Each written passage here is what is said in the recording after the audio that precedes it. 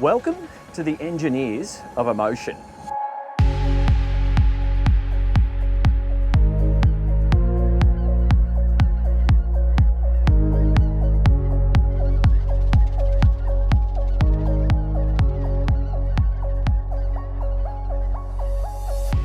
This boat that I'm on today, it's not the extra in a movie. This boat is actually the main part. It's the main act. I'm here in the south of France. My name's Dan Jones. I'm here with Anna. Thanks for joining me. She doesn't have a microphone on, so we won't bother her too much. But this is the Frauscher 1212 Ghost. In this video, I'm going to take this boat for a drive and basically take you along with me. So if you're interested in it, stay tuned to the end of the video because we're also going to do a bit of a detailed walkthrough and show you what this thing is all about. Basically, she's about 8 or 9 tons light ship. These boats, they're at the total upper end of the day boat spectrum. So don't put a Frauscher in your everyday boat class. This is the premium end. This is the sort of boat that you would expect to see in Saint-Tropez. This is the sort of boat that you expect to see in Monaco. And this is also the sort of boat you'd expect to see in the eastern suburbs of Sydney. So it will fit in very, very well. What is it? It's an exquisite, it's a piece of art, basically. But the hull profile, which is what I'm going to talk about initially, it's quite a good amount of cutting action at the front of the boat. You're going to see that on the drone in a second. And it comes back to a decent amount of deep V, which gives us a pretty soft ride. We're running Volvo diesels today. They're the 440 horsepowers. We've got 850 litres total capacity, and we don't have a full tank today. We're running at about 30-40% in the tank. Just the three of us on board, a little bit of equipment. And so yeah, let's get her up and get her moving. Initially, I'll talk about some of the fuel flow, and then I'll transition to the speeds. No trim tabs on this boat, just leg trim, and all clear around. We'll just get the boat moving.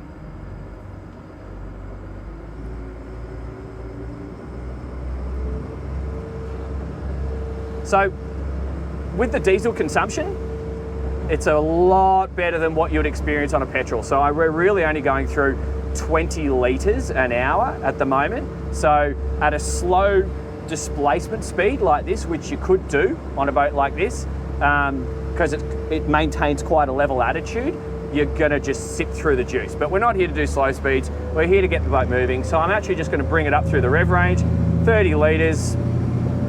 I'm going to change my screen back over to speed. Okay. There we go. So that's 14 knots. I'm going to speed the boat up. Give it a little bit of leg trim up in a second. I've just got leg all the way trimmed down. We're on 17 to 20 knots. And we've got little rolling swells coming from left to right today, giving it 1 degree of leg trim up. And sitting on a speed of 20 knots, super comfortable. So the engines are just coming through 2,300 revs. We've maintained a completely level attitude for that whole transition from displacement to planing. And the boat's just sitting on a super comfy 23 to maybe 24 knots. I'm gonna avoid, I think that's the fish protection zone over there. So I'm gonna do a turn and head back the direction we came. 23 knots, giving it a little bit more speed up to 2,400 revs. At this speed, you just feel like you're gliding along. So let's put the boat through a right-hand turn. We'll just do a slow turn. Just going to avoid that buoy there and that buoy there. Maintaining 23, 24 knots. We'll give it a little bit more speed. Feels like she wants to go faster. So at 24 knots, this feels like the boat would be doing a slow, happy cruise. I feel quite comfortable in the standing position. I'm going to transition to seated in a second. But this feels like a fuel-efficient slow cruise at 25 knots, still level attitude, and I can really feel the hull doing its thing right now. A couple of waves from the side now with the swell to the back of us. We haven't seen any water over the bow, and the ride is comfortable. So let's bring it up a little bit faster, just to 27 knots. This feels like the boat's happy place. I've just given the engine trim a slight trim up, and I'm just putting it through a moderate turn again. Heel angles are really, really predictable. She feels like a big day boat, like right now. She doesn't want to just tip into the turns like a lighter day boat would feel like. She really sort of gracefully enters those turns. Now we're going into a few waves. I'm just going to drive into them for a second. They're just moderate, not even half a metre. Reasonable wave period. Just going straight into it at 27. Like the hull just feels great. Now I'm going to turn off those waves. A couple of steep ones just here on us now. 1, 2. And now we'll give the boat a little bit more speed. So I'm really not working my way through the rev range much at all. So now we're coming through 29 knots. I'm going to transition to the seated position. You can put this seat forward and back if you wish. So from the seated position, the wind starts here. How are you with your hair, Anna? Yeah, you know what? A lot of boats that I drive like this, there's a wind vortice and women's hair pushes forward. Whereas on this boat, your hair is staying normal. I wonder if that's a design feature for Frauscher, because normally there's this aggressive wind vortice and anyone with loose hair, they find their hair back in their face, which is quite annoying. So what I'm going to do, I'm going to put the boat through another turn now. We're going to try and avoid that fish protection zone. Doing this from a seated position is really easy. I'm coming in at 29 knots. I'm looking for my buoys. There's one just there, so I'm going to tighten my turn.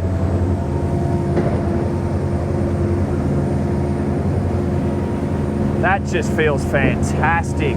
This is a boat, you know, these guys, they are engineers of emotion, but the engineering works. You know, you would feel like king of a castle going out on this boat for a day with your friends. You would absolutely feel fantastic. I'm just going to put the boat through a few turns here. I'm doing that at 30 knots. I've got more in the rev range. So this is not a boat that you're going to throw around because you're going to have guests with you. So it's not the sort of boat that you're going to do aggressive turns, couple of waves from the left or the right, I should say. It's a boat that you're going to drive gracefully, because if you own a boat like this, you should drive it gracefully because your friends are going to be wearing nice clothes. And so I don't see the point in throwing it into aggressive turns and doing silly things with it, because it's just not meant for that. A couple of waves on the right-hand side now. And we'll do one more turn and then we'll give it a little bit more speed coming back the way we came. That's just amazing. So what I'm learning, you could take this boat out on a calm morning, and if the wind chopped up and you needed to get home, you're going to be able to do it, and you're still going to be able to do it at speed. You're clearly going to be able to do it with style, but you're probably not going to throw too much water over this bow because of this hull design. You can be a little bit tricky with your steering and your maneuvering of the boat to maintain a soft ride for everyone and expose that cutting angle of the bow into the waves. But this whole time I haven't seen any water go up on the back lounge. I haven't seen any water come up over the side. The bow's been completely dry. The wind vortices, somebody has really designed this windscreen to cater for the guests, which is something you don't see. So my takeaways so far is that Frauscher are thinking about the minute details. This is not a marketing ploy when they say they are engineers of emotion. This is the real deal. I'm going to just hook it through a tighter turn, Anna, and we'll just slow the boat down a little bit. You would feel fantastic going to the beach club in this and pulling up to the day club. Look at that, gracefully goes through the turns, through moderate chop, clearly dry, and doing it at 29 knots. That's just exquisite. All right, I think we need to go somewhere and walk you guys through this boat, because there's so much more little details that if you don't pay attention, you're actually going to miss them, because I think that's the idea. They're designing a super stylish, super beautiful boat that, to the educated eye, those people are going to know and they're going to appreciate and understand what it's all about. Just coming off the plane there, checking out my stern wave. Yeah, this is easy. You know, even if you weren't a really experienced boater, I think this Frauscher 1212 Ghost is a boat that you could get the hang of, because she's a size that's not going to get, well, it doesn't get thrown around by the waves so much. It doesn't get affected by the wind when compared to something a little bit smaller and lighter. It is going to keep your guests comfortable. And from a owner-operator driver perspective, being here in the center of the boat, having your joystick and your bow thruster forward of that, and having visibility to the bow and the stern and all the extremities quite easily, and being able to access the side of the boat without interfering your guests. Even if you were a novice boater or getting new to this whole day boat thing, I think you could handle this Frauscher. I wouldn't say that about some boats that I test. Some boats, I would say you really need to come to them with a little bit of experience. I think this is Rolls-Royce, Lamborghini mixed together, but in an approachable manner. Anyway, let's go have a little bit of a walkthrough. Thanks, Anna. So, there's a lot of blokes flying in and out here with private jets, I've noticed. I think just like I've got my summer essentials kits, which includes the sunglasses, the budgie smugglers, or the board shorts, I suspect some of these guys with their private jets, I think they've got a summer essentials kit as well. And I reckon this Frauscher 1212 Ghost is going to be top of the list. So anyway, I hope you enjoyed that test drive. Come with me and we're going to explain all the features of this boat. The first thing that you cannot mistake or miss is the design of this transom. It feels like a race car. This is absolutely beautiful. It is a work of floating art. By the way they've carried this line back here, and it's curved in and it almost wraps the swim platform. You would expect to see this driving in front of the casino at Monaco. It's that cool. I really, really like it. And looking at it from the drone, this boat has more presence than anything else on the water, including that windscreen. We're going to get to that in a second. But this design, wrapping the transom, it then allows for you to have a really good swim platform, so you can get a few people out on the back of the boat. Here we have a deployable swim ladder in the middle of the boat, and then as you enter, you clearly enter the boat through the middle teak platform just here. But before I get there, you've got shore power just here, waist out just here, two courtesy lights here and here, which is going to really make the back of this boat look very, very nice at night time. We've got diesel in, obviously that would be petrol if you chose the petrol option. And then we've got the first of our pop-up cleats, which at the stern. We also have midships and forward cleats as well.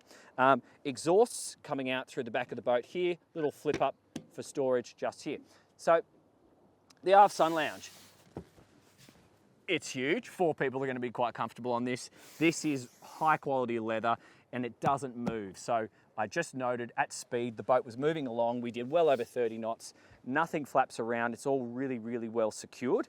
And from a convenience perspective, your fenders and your lines and even extra bags will go really happily in here, because these just lift up either side on gas struts, cleverly hinged, and perfect storage areas for all your bits and pieces. A couple of drink holders there and there.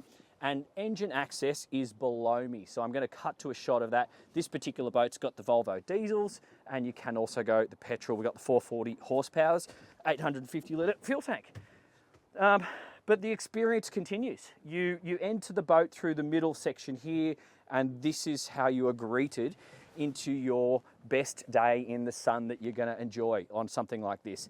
A few people are going to be really, really comfortable. 1, 2, 3, no problems, maybe a few more, and on either side. So this is probably where you would sit when you're driving at speed. Although this is a very stable hull, so it doesn't throw your guests around uncomfortably. I would be happy to travel with, a couple of girlfriends sitting out on the back lounge, or boyfriends, however you float your boat, is up to you. On the back of the lounge here is going to be safe, I believe. Even though there isn't grab holds, you are nestled into this sun lounge just here by the shape of the upholstery, so that's okay.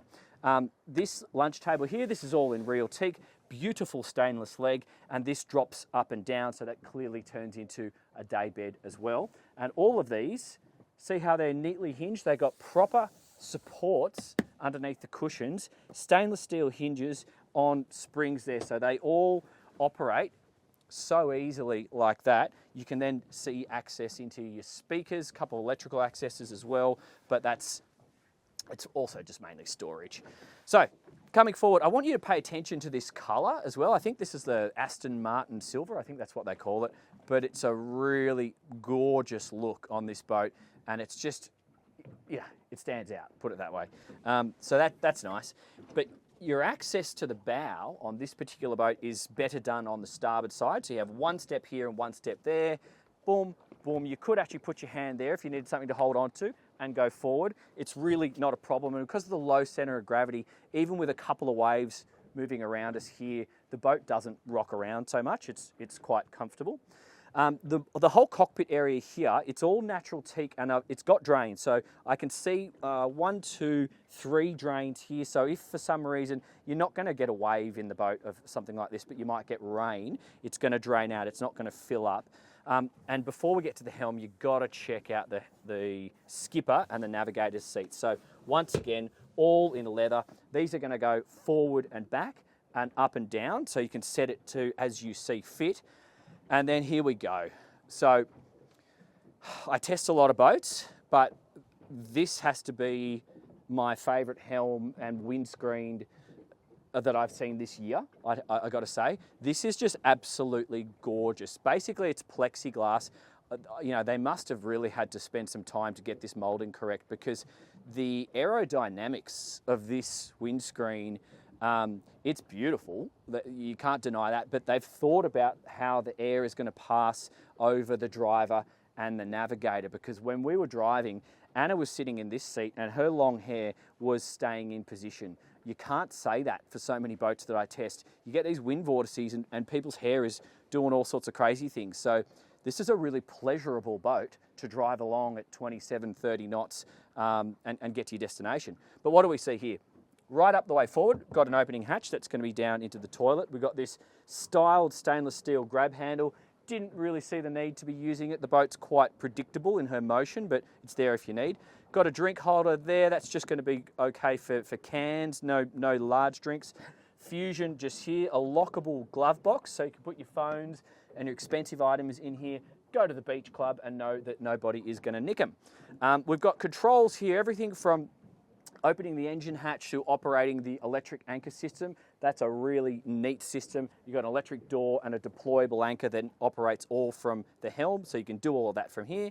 We've got the bow thruster just here. We've got the joystick through stern drive, so we can walk this boat sideways if you need. So coming into the fuel dock, coming into marinas, you can transition, or you can do it in the traditional way with your electronic throttles and combine it with the thruster as well. Navigation, horn, cockpit, underwater lights, bilge pump, freshwater, spares just here. That's all neatly laid out. Got your Volvo, start, stop, just here, and your ignition. That means you can also put the electronic fob there for security. Got all our analog gauges across the top. I like still seeing analog gauges, and see how they've wrapped these gauges in a stainless steel surround, which just adds to the whole look. I think that's important on a boat like that. What do we got? Looks like pressures, fuel, trim gauges, and then we've got our revs just here, and then you can do all your digital displays within the inside the rev unit just there. And then our flat screen Garmin here, this will cycle through all your engine data, navigation, and anything else that you had plugged into it, like sounders. The Frauscher wheel is gorgeous. So this looks like a stainless steel unique design here. You've got the Frauscher logo, it's stitched in leather. And we've got a quick anchor windlass just here, so that's going to give us the depth when we're deploying the anchor. That's a Fireboy system just there.